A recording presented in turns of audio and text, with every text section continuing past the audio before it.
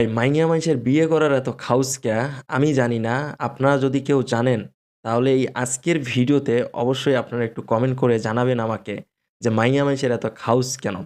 এই যে স্ক্রিনে থাকা যে মেয়েটাকে আপনারা দেখতেছেন, এই মেয়েটার নাম হচ্ছে বর্ষা ভাই। এই মেয়েটার নাম হচ্ছে বর্ষা। সে ২১ বছর বয়সে বিয়ে করেছে ৫ টি। আমরা তার ৪ টা স্বামীর নাম জানতে পারছি। রাসেল, ওয়াহিদ, তুষার, আবির। এই ৪ জনের নাম আমরা জানতে পারি এবং সে এক করে ৫ টা বিয়ে করেছে। কিন্তু কোনো স্বামীকে সে ডিভোর্স দেয় নাই। সে কিন্তু জঘন্যতম কিন্তু একটি অপরাধ করেছে এবং সে আবার দাবি করে সে নাকি আবার কুমারী। সে যে এক করে ৫ টি বিয়ে করল তার খালাতো বোনের জন্ম নিবন্ধন দিয়ে। তার কোনো জন্ম নিবন্ধন নাই। সে তার কোনো স্বামীকে ডিভোর্স দেয় নাই। এটা কি সে জঘন্য একটি অপরাধ করে নাই? তার তো শাস্তি হওয়া উচিত। বিয়ে করেছে ৪ মাস অথচ বাচ্চার মা হয়ে গেছে। মানে বিয়ের ৪ মাস না যেতেই সে বাচ্চার মা হয়ে গেল।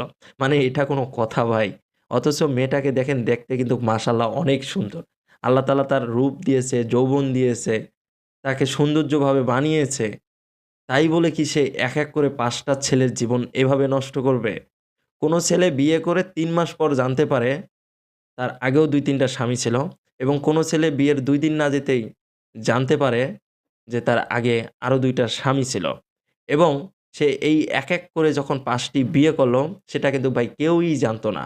কিন্তু বৈষম্য বিরোধী ছাত্র আন্দোলনের সময় রাসেল নামে একটি ছেলে যাত্রাবাড়ীতে মারা যায়। এখন মারা যাওয়ার পরে তাকে সরকারিভাবে সাহায্য সহযোগিতা করা হয় তার ফ্যামিলিকে এবং রাসেলের মাকে কিছু টাকা দেওয়া হয়। তো এই টাকা নেওয়ার জন্য এই যে বর্ষা নামের যে মেয়েটাকে আপনারা দেখতেছেন যে এক করে ৫ টা বিয়ে করেছে, সে তার স্বামীর ভাগের টাকা নিতে গেছে তার শাশুড়ির কাছ থেকে। এখন তার শাশুড়ি আগে থেকেই জানতে পারছে যে আমার ছেলের বউ এক করে ৫-৬ টা বিয়ে করেছে। তাকে তো আসলে টাকা পয়সা দেওয়া যাবে না। সে যেহেতু আমার ছেলের বউ কিন্তু সে যে এত বড় প্রতারণা করেছে, সে যে এত বড় খারাপ চরিত্রের একজন মহিলা, তাকে কেন আমি টাকা দেব? তো এই বিষয়গুলো নিয়ে যখন একটি ঝামেলা সৃষ্টি হয়, তো এই ঝামেলা সৃষ্টি হওয়ার পরেই কিন্তু আসলে সবকিছু মানে এক কথায় বলতে গেলে থলের বিড়াল বেরিয়ে আসলো। তো এই থলের বিড়াল যখন বেরিয়ে আসে, তখন জানা যায় এই যে বর্ষা, সে কিন্তু এক করে ৫ টা বিয়ে করেছে। কিন্তু কোনো স্বামী জানতে পারে ২ দিন পর, কোনো স্বামী জানতে পারে ৩ মাস পর। কিন্তু সে বিয়ে করে আবার বলে সে নাকি আবার কুমারী। সে বিয়ে করে আবার খালাতো বোনের জন্ম নিবন্ধন দিয়ে তার কোনো জন্ম নিবন্ধন নাই। তো এভাবেই তিনি কিন্তু এক করে বিয়ে করে আসে। তো তাকে আবার জিজ্ঞেস করা হয় যে, "আপনি এভাবে কেন এতগুলো বিয়ে করলেন?" তখন সে বলতেছে, "আমি আসলে এতগুলো ভাই বিয়ে করি নাই।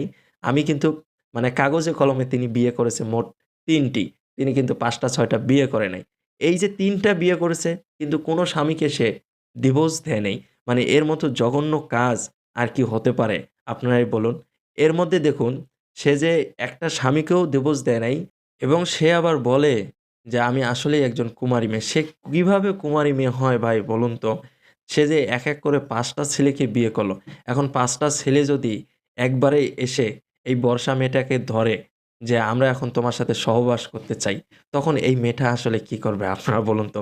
তখন তো আপনারাই বলবেন যে, "এই মেয়েটাকে তারা ধর্ষণ করতেছে, তারা নারী নির্যাতন করতেছে, তারা এইভাবে একটা মেয়েকে নির্যাতন করতে পারে না।" অথচ এই মেয়েটা যেখানে একটা মেয়ে মানুষকে কিন্তু বেশি সাপোর্ট দেওয়া হয়। ছেলে মানুষকে কিন্তু বেশি সাপোর্ট দেওয়া হয় না। কিন্তু মেয়ে মানুষকে কিন্তু সাপোর্ট দেওয়া হয়। সে জায়গায় যদি এক করে যদি ৫ টা ছেলে এসে একটা মেয়েকে ওই খারাপ কাজ করে, তাদের স্ত্রীর সাথে করবে ভাই। তাদের স্ত্রীর সাথে করবে। তাহলে এখানে সমস্যা কি? এখন আপনারাই তো তখন মেয়ের পক্ষ নিয়ে কথা বলবেন যে আসলে তার সাথে যেটা হয়েছে এটা কিন্তু অন্যায় হয়েছে। আমার দিক থেকে আমি বলতে পারি এটা কিন্তু অন্যায় করা হয়নি। এই মেয়ে যেটা করেছে তার সাথে কিন্তু এটাই হওয়া উচিত ছিল। কিন্তু এটা হয়নি। আমরা খুব দ্রুতই মনে হয় জানতে পারবো যে এই মেয়ের খুব দ্রুত মানে আইনগত ব্যবস্থা নেওয়া হবে